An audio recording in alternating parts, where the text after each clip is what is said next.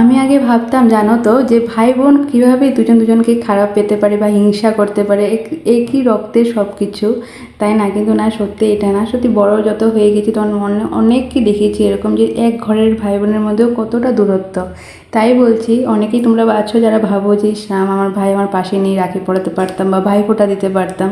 বছরের পর বছর চলে যায়, সেটা দেওয়া হয় না। কিন্তু তোমাদেরকেই বলি যে এরকমও আছে যারা পাশে আছে কিন্তু সেরকম বন্ডই নেই।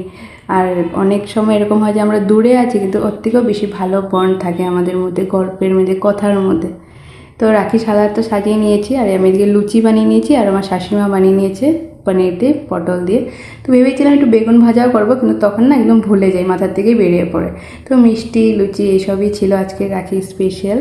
তো যে এটা তো আমাদের ফেস্টিভ্যাল না, সত্যি বেঙ্গলিদের ফেস্টিভ্যাল না, আমাদেরও কোনো ফেস্টিভ্যাল না এটা, কিন্তু আমি ভাইকে ছোটোবেলা থেকেই পড়াচ্ছি, এখন অবধি পড়িয়ে আসছি। আর আগামীতেও ভাই আমার কাছে থাকলে তো আমি পড়াবোই। কাজের সূত্রে কে কোথায় থাকে এটা তো বলতে পারি না, আগামী দিনের কথা। আস্তে আস্তে যত বড় হচ্ছে কাজও হবে, কিছু হবে। আর এদিকে আমাদের যে দাদারা আছে বা আমার অফিসও রাজু আছে, সব ভাইদেরকে উইশ করছি, সবাই তোমরা খুব ভালো থেকো। আর ভাইয়ের তো আছেই সাথে সবসময় আশীর্বাদ। তো এদিকে এই যে টিফিনও আজকে আমি অফিসে এটাই নিয়ে এসেছিলাম। তো চলো, ভালো থেকো, টাটা।